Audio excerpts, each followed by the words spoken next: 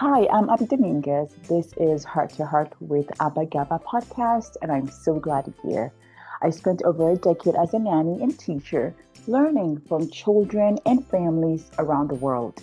Now I bring those lessons to you, heart to heart conversations with people from all walks of life, sharing stories of love, laughter, and resilience that remind us of the power of connection and community. Subscribe today and join our village of heart to heart listeners. Welcome to another episode of Heart to Heart with Apagaba. My guest today is Jenna Udenberg, a writer, advocate, and lifelong Minnesotan who's passionate about accessibility and inclusion. Jenna has used a wheelchair since she was 8, and her journey has shaped her into a thoughtful storyteller and community leader. She's the voice behind Local View from 4 foot 2, and her work reminds us that disability isn't a bad word. It's a perspective full of insight, resilience, and joy. Jenna, I'm so excited to have you here today. Yes, it's so great to be here again. Thanks for You're, having me. you're so welcome. Your story and perspective are such an inspiring reminder that strength and courage come in many forms. I want to start with a big one. You've said that disability isn't a bad word. Can you share what you mean, what that means to you, and why it's so important for people to embrace that perspective? Yeah, in all transparency and vulnerability, I never really thought about it much because that's just my lived experience. But in the last 3 years, when I've really taken on the advocacy work and founded Above and Beyond with You, a nonprofit focusing on increasing accessibility and inclusion in my local Yeah. area and beyond. I really delved more into following social media content creators who are disabled, disabled Hmm. travel bloggers, and just like Hmm. immersing myself more within my own culture that Yeah. maybe isn't like right next door, right? Hmm. And so as I'm more in disability community and culture, we learn about shared vocabulary and we learn about shared meaning, right? Uh-huh. Yeah. And so in the non-disabled culture, which I primarily grew up in, Hmm. disability, even though maybe it wasn't seen to be, the word itself wasn't necessarily bad, the connotations behind it, The right? Like, oh, connotation. Yeah. yeah, you poor little thing. Oh, only old people get arthritis. Oh, you should be able to walk and run like all the other little children. Mm. So it is seen as a bad thing. And so I, as often as I can, shout it from the rooftops, as long as they're accessible rooftops. Um, but I will choose to shout that, like, because it just makes Yeah. us sit back and think, like, how are we using this word? Yes. And on the other side, I've been in a wheelchair now for 38 years of my journey. And so for me, I'm a veteran at it. And for me, I'm very comfortable with my disability. I'm very comfortable being an open book, Hmm. sometimes to a fault and sometimes not to a fault. Um, but disability is just a natural progression in life. Right. So oftentimes you'll hear people say, well, if you're blessed to live long enough, you're going to experience XYZ. And while I get that, also don't want that sentence or that sentiment to diminish Hmm. those of us who become disabled as children or at birth Right. or Right. so it's always that kind of catch 22, and it's all with the intentions of our heart and the words that we use. And for me, I've learned in my leadership journey that, asking curious questions and stating a few more sentences around why we're saying something the way we're saying it, or giving ourselves an out of being able to explain ourselves more. Hmm. Um, and I've really realized in my last like 5 years, ever since I became a Bush Fellow and had more time to research my community and the history of disability community and culture, it is so beautiful It is. and it's strong and it's so diverse, right? Like anyone can enter into my community and my culture at Hmm. any moment for a whole host of reasons. And so how awesome to be able to celebrate each other Oh, yes. and let's flip the positive. Like, yeah, does it suck that there's Yes. still inaccessible places I can't get to? Absolutely. Do I still fight discrimination and oppression almost every single day? Mm, Absolutely. That's a harsh reality, but in the same respect, it's like, what are we doing with that? And the yeah. more that we can flip these narratives on their head and make people think more before they speak or before they type or Yeah. before they react, Mm-hmm. the better Mm-hmm. off our whole society will be. So, I yeah, love how you said, let's celebrate. Was it let's celebrate each other? No, you said it yeah. so well. You said it so. I love that. Let's celebrate each other. I love that. Yep. You talk a lot about accessibility should go beyond checklists like the ADA. Why does that matter? And what does true inclusion look like to you? Great, deep, long question. I will try to have a shorter answer. Take your time. Um, so when you say like, "Hey, tell me what the ADA means, the Americans with Disabilities Act, and tell me what that code means, and what's the bare minimum I have to do for my business to make my bathroom accessible, for instance?" Mhm. Well, then you're treating all of us like a checklist. And does that feel good to be like, "Oh, you're Abigail. Oh, you're a female. Oh, you're a mom of so many kiddos. Oh, you may or may not be married. Oh, you might live in America." You know what I mean? Like, how Right, does that right. make you feel? So then why do we think that that would make us, as somebody who's Yeah, disabled, feel good, yeah. right? I love the example you gave. Yes. Yeah, and we believe as a country for sure that, well, we have this law in place, so therefore every place is accessible. And therefore, because I check every box on this code, therefore I should never get a complaint that, you know, resident XYZ or visitor XYZ or tourist XYZ couldn't use amenity ABC, right? Hmm. But in reality, the ADA code, while I'm super excited that it's there, my life is so much better with it, don't get me wrong, Hmm. but it literally takes an act of Congress to change anything. So, Hmm. as science has changed, as the medical world has changed, as people are living longer, living with way more diverse medical needs, conditions, accommodations that are needed, we're having huge upticks in technology and the different devices we can use to ambulate around the world. Like, one bathroom doesn't fit all, right? Mm-mm. And so a code that was written back in 1990 or finally revised in 98 or whatever the Hmm. revisions dates that Congress goes through, Uh-huh.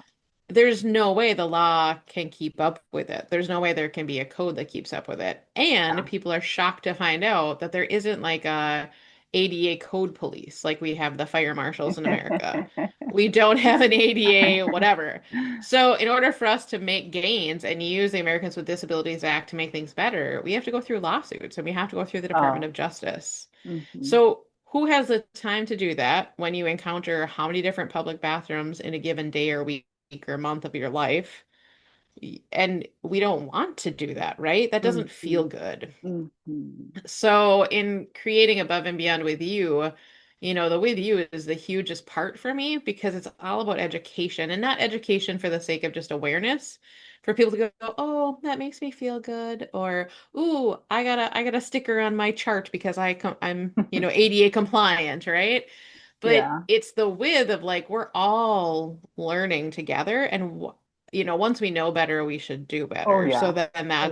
that's the question, right? Hmm. And in disability community, we also have the saying of nothing for us without us. And I think so often that happens for all minority groups, but especially for disability, because there's again that misnomer that disability is bad, or that disability means you're also not cognitively able to Oh. represent yourself or others, or you're not able to share in a way that's understandable by those that are in power, or the people in power think they know better than we do, right? Like that. So Yeah. there might there might be good intentions of what people are trying to do for us, in air quotes, if you could see me. Um, but the reality is, what are we doing with us? What With are we us. as a disabled community helping the non-disabled community learn and do and be better? Right. And what is the non-disabled community learning from From us to make yeah. things more inclusive? Mm-hmm, mm-hmm. So, answering the second part of your question is, I have lots of different family members, lots of different close friends, lots of different extended family, acquaintances, all the things, right? Mm-hmm. And I bet I could count on my one hand how many of their homes I can physically get in. And I can Yeah, count on one or two fingers of restrooms and like all the things that you would do in your friend or family's house yeah. that I could do. Mm-hmm. So true inclusion feels like you can do anything that everyone else can. I can hop out of my chair and sit on a couch or a different kind of chair. Right, I can help them make dinner, or I can help right, and offer do dishes. I can definitely use the restroom in mm-hmm. whatever way that looks for me or anyone Right. else. Mm-hmm. And so when there's a barrier in any one of those areas, you don't truly get to be your authentic self. So Mm. then, therefore, if you're truly not your authentic self, are you truly included? Are you truly included? That's a food for thought for all of us. Right? Yeah. I wanted to know, you faced challenges from a young age. How did using a wheelchair since the age of 8 shape your outlook on independence, resilience, and community? We may have touched a little bit on that, but any more insights would be wonderful. Yeah, often I say, you know, I'm very thankful and blessed that I acquired my disability when I did because kids are resilient and I didn't know life any differently. Like, yes, up until, 7 or 8 years old, I was able to run and do cartwheels. Well, let's be honest, I Right. was seven and a clumsy tomboy girl. I wasn't doing cartwheels, but I could if I really tried, I'm sure. Um, I love but, the sense of humor, Jenna. well, that's the only thing that's got me through. Either laugh or you cry, or you can do both. But Right. um, and really having a strong support system. I mean, having my strong, close-knit, stubborn family, that Mhm, helped. I'm also the baby by a lot, so I have three siblings that are 16, 15, and 12 years older than me. So mhm, even though it's kind of like an only child in some ways in growing mhm. up, it also is like having a whole nother set of parents and just other things. And a lot of my friends are older than me. And so I think I just seek out that life wisdom, that life experience. I do have friends that are still, my own age and that kind of stuff as well, but Yeah, they're just different, right? I mean, when you're yeah. making life and death decisions for yourself by age 15, Oh, it yeah. life is just different, and it's not good or Different. bad. Yeah. It just is. It's And just different. Yeah. it's great. Yeah. Mhm, mhm. And I think for resiliency, it's like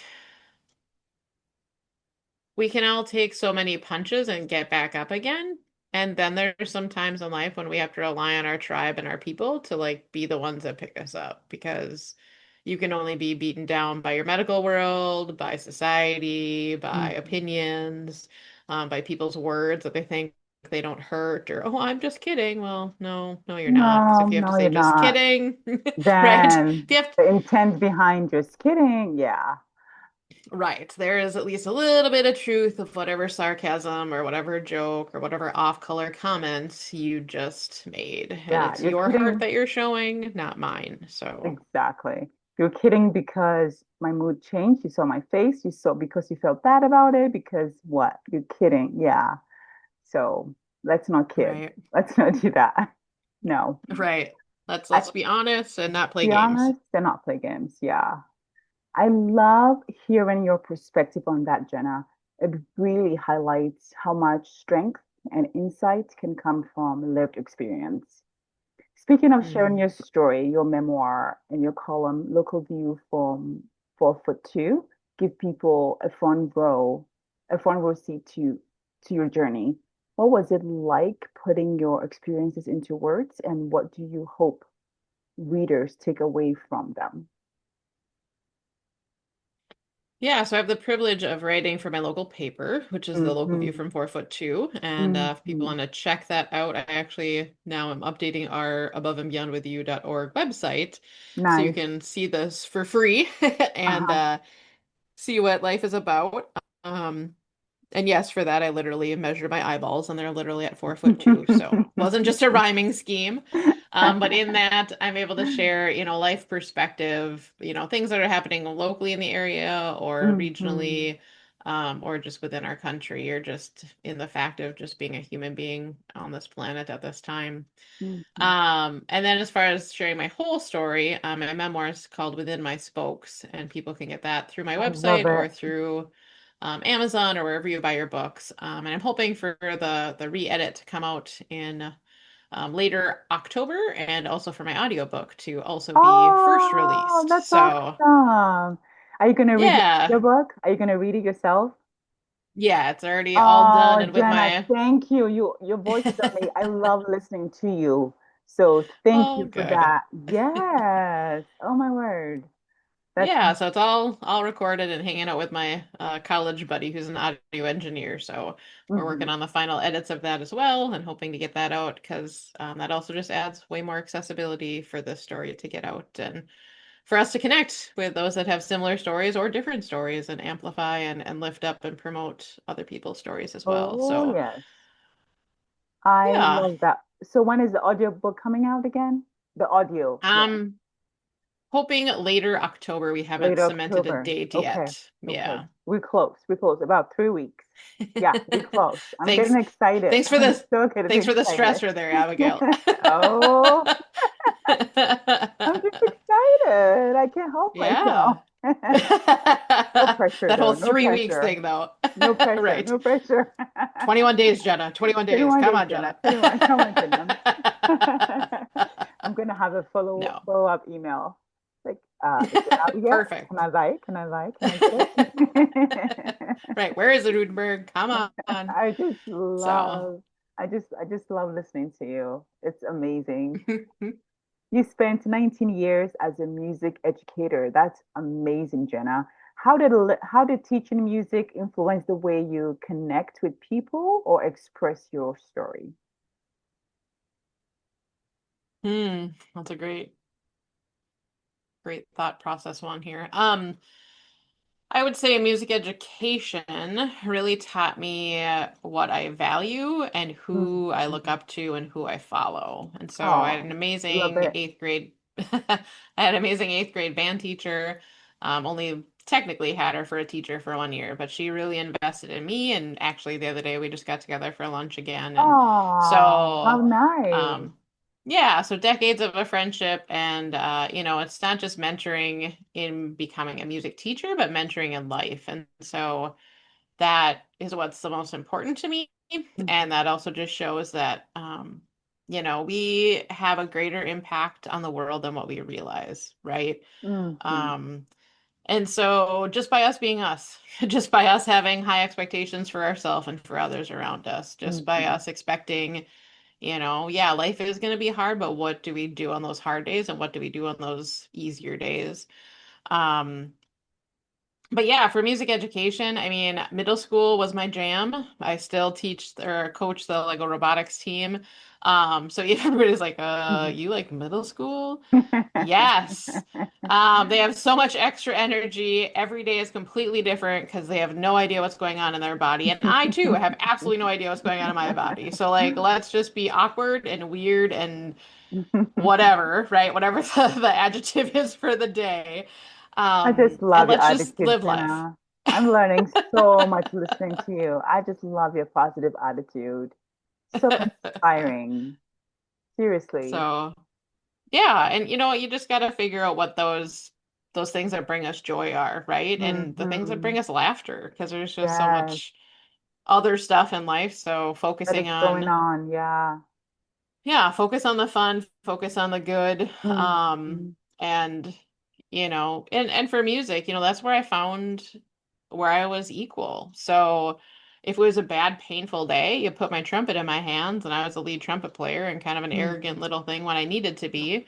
Plus being a female in a predominantly male instrument family, especially when I was growing up, that Mhm. was something different. So you throw those different attitudes on, those different hats, those different personas, Mm. when you need them. And so I remember like in high school and stuff, it was just like, yep, get me to jazz band. I just want to be playing high. I want to be screaming. I want to, all these things through my horn.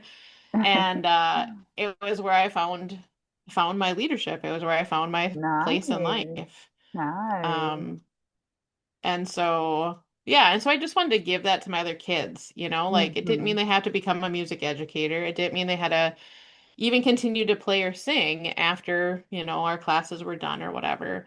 And I would say the greatest accomplishment in my whole career, I would say would be the creation of my adapted music program Hmm. and the connections that we made for families and the great gains we saw in our students, not only the disabled students, but also our non-disabled students and seeing them, working with visual schedules, working with things that maybe their other classroom teachers didn't do, Hmm. but because we were being fully inclusive and making sure that everybody had a voice, it was just awesome because so often we're always trying to teach the disabled person or the person with disabilities how to navigate this world, but we Hmm. don't teach the non-disabled people how to navigate the disabled world. I And love so it. I really want to continue this work to flip that narrative Flip the because, narrative. Yes. Let's flip it. Yes.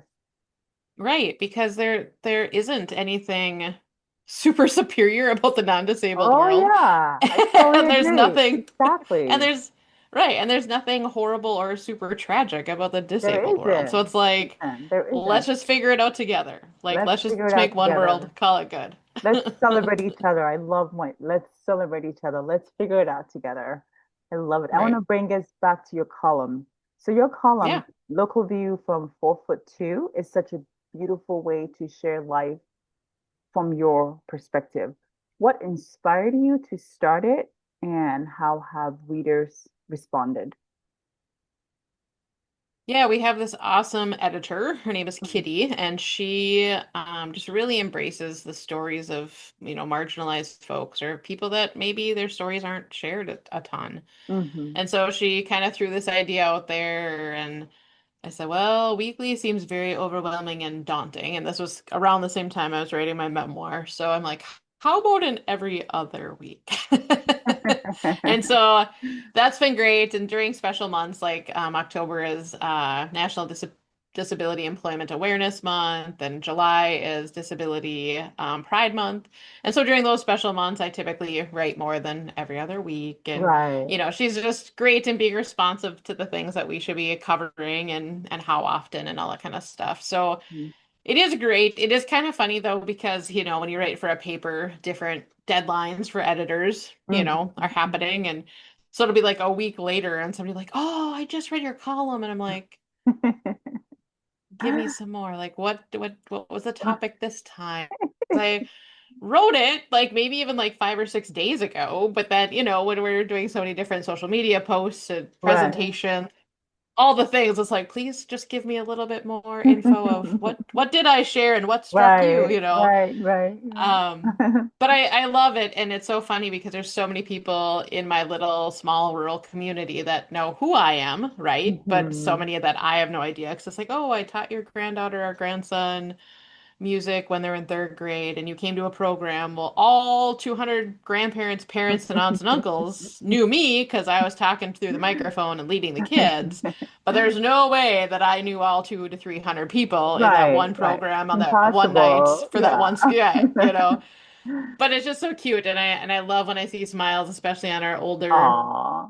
adult population, because they're like, oh, that really helped me not think so negatively about what I'm experiencing. Oh. Or, oh, you just have a way with words that I don't, but that just really helped me, dot, dot, dot. And so like that's why I share. And it's Oh. very cool because those stories typically come when I'm kind of self-beating myself up. Like, Hmm. who am I? That whole lovely imposter syndrome of who am I to be writing? Why Hmm. would people care about my life story or my opinion of what's going on in the world or whatever. And so it's very timely when people seem to reach out I and love have it. those words of encouragement. Hmm. So Encouragement. I'm grateful Yeah. for that. That's wonderful, Jenna. Speaking of memoir, writing a memoir is no small feat. What was it like putting your experiences into words? And was there a part of the process that surprised or even healed you?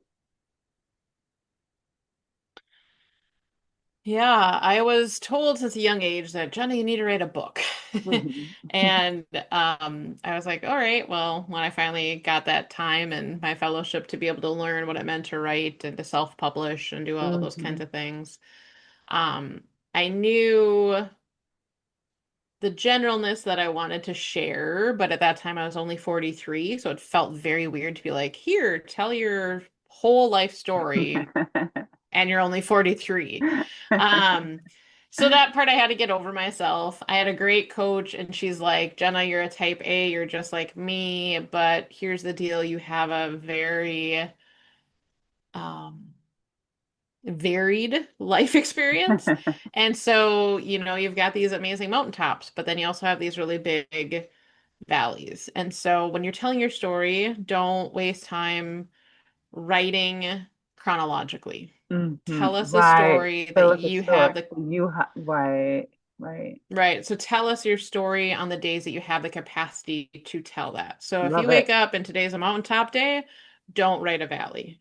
When you wake up and like, wow, I'm like super melancholy and I'm like in this like weird headspace, it's like that's the Mm-hmm. day to write about your valley. Mm-hmm. Um, and so that just gave me a ton of permission to write what I I could write love when it. I could write it. Yeah. Um, but like I was halfway through the editing phase and I took like 3 months off, which I know is not what self-publishing world wants to hear, you know, but I just needed to because even though I was pretty cool with all the things I shared, I had, healed, like yes, you still see my scars literally and figuratively on my body. Yeah. Yeah. I don't have big gaping wounds. Like I've been healed through so many different parts of my journey. Mm-hmm. But when you relive it, it's When you still really like, fit, yeah. oh, When you really and live then it's like one thing leads to the next, it leads to the next, it leads to this Mm-hmm. other relationship that leads to their interpretation of what it was like. And, so just a lot of processing and then also a lot of editing because it's like, I'm in a small rural community. I can't give Mm-hmm. too many details because then people are going to figure it out, even if I change somebody's name. Right, right, You right. know? So, but it still is my story. So even if I did use the real people's names, it is what it is. It's fine. Right, But in the same right, respect, it's like, it's not about them. It's about the overarching story and the whole journey. right. So, yeah. But, and that just drives some of the above and beyond with you work as well. Like, we just want people to share their stories, whatever they feel comfortable with. Mm-hmm. And the more that the world knows our stories and can at least embrace or begin to embrace a life that is different than maybe what the reader Mm-hmm. lives. Mm-hmm. That's why it's important. And we need spaces where disabled stories are lifted up, and you don't We need to do. be somebody that has the finances to do that. You don't need to be somebody that has the tech skills to do their own blog or social media. Like, we need to uplift other people that maybe don't have those skills or those assets to share their story. Storytelling is powerful. I love that it's been Hmm. shared. It's wonderful that so we can all know more about each other and we can celebrate each other. I can't say that enough. Celebrate each other. Jenna, Hmm. you've been recognized as a Blendin Foundation community leader and a Bush Fellow. What leadership lessons have you learned from those experiences and how have they shaped your advocacy? Yeah, for Blandon, it was interesting because there were some women in that cohort that until that experience with them, I never really realized that little Jenna had looked up to these women in the community Oh. unconsciously. And so it was great to, rub shoulders with them, even though I was still a scared little girl um, in those spaces. But now it's like I consider them to be friends and coworkers in the work of being a public servant and a public leader. Um, and, for my Bush Fellowship, like I had experiences with people throughout the whole world. And yeah, even though Bush is primarily for North Dakota, South Dakota, Minnesota, and the 23 tribal nations in those geographic areas, Hmm. it just led to so many other connections. And even now, like, many times a month, I'm getting new connections because of Blandon and because of Bush. Hmm. And actually, in 2025, I applied and was selected to also be a part of the Shannon Institute leadership program. And so I just knew that, it was about 3 years, 2.5 years since my fellowship with Bush had, closed up. And I was just like, I just need this reminder. Like, I need to Hmm. invest in myself and in my leadership journey. And like, I know all this stuff in my head and I know it in my heart, but sometimes it isn't what is executed through my calendar or through my Hmm. priorities. And Hmm. so that's what really led me to Shannon. And I'm sad because it's going to be wrapping up in November and all the Oh, things, but the relationships and the ways that we live life together when we're yeah. truly vulnerable and Hmm. um, when you're with like-minded people, it is just phenomenal. And we can help encourage each other through so many of life's trials, Yeah. and you just build a bigger tapestry of what your life is meant to be. And Hmm. so I would just encourage listeners, find something in your local area, find a way of others investing in you, whether Hmm. foundation like Bush and Blandon, or it's you making that priority of yourself and investing in yourself and finding something like Shannon. Because we deserve that. We need Yes. that. And Yes. it's not just if you want to be a community leader because you're going to become elected or because you're, working for the city or state or county or whatever, right? Like Hmm. every single one of us is a citizen, is a resident, and we're all community leaders, whether we want to be or not. Right. So why not be a healthier one? Why not be a Right. more informed one? Why not be a more connected one? So, I love yeah. it. I love that. Informed and connected. I love those words. Hmm. When you're not writing or advocating, you love being outdoors, fishing, playing games, or coaching the Robo Dweebs Lego robotics team.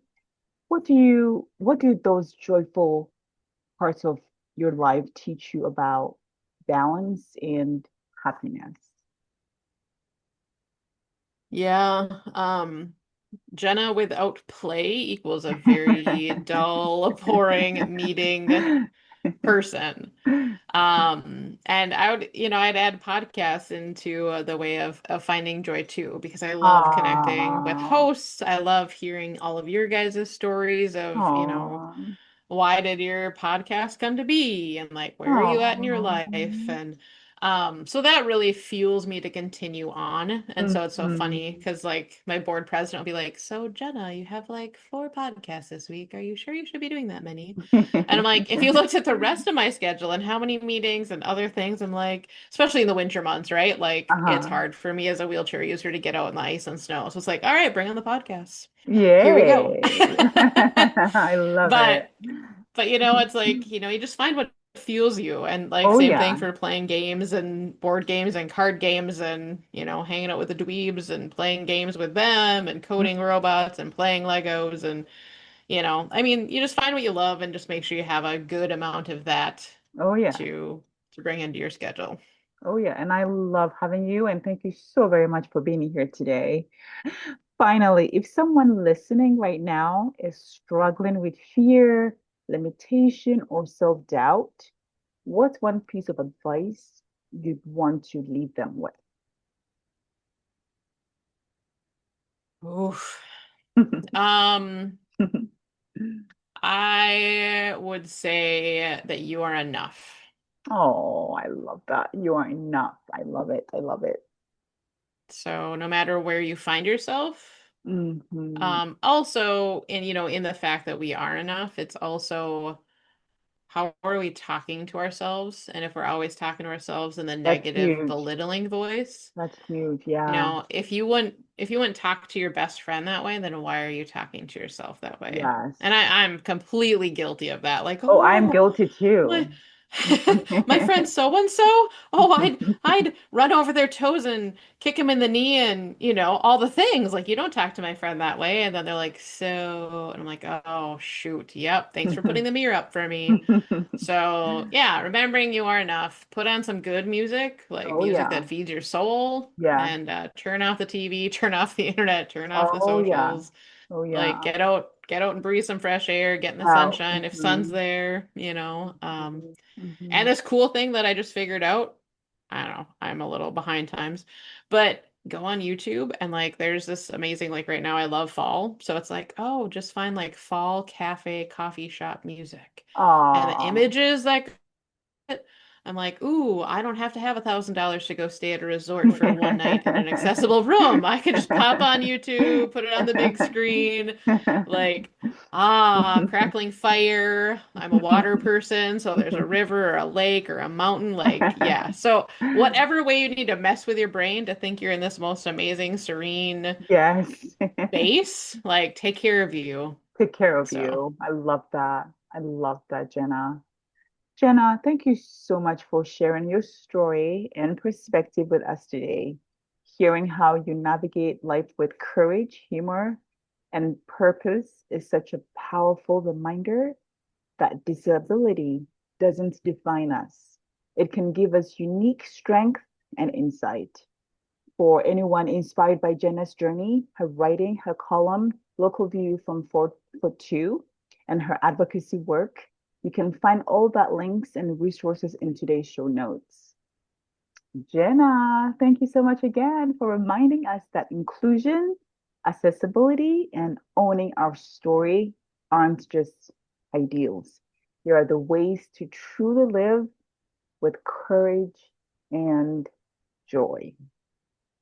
Oh my goodness.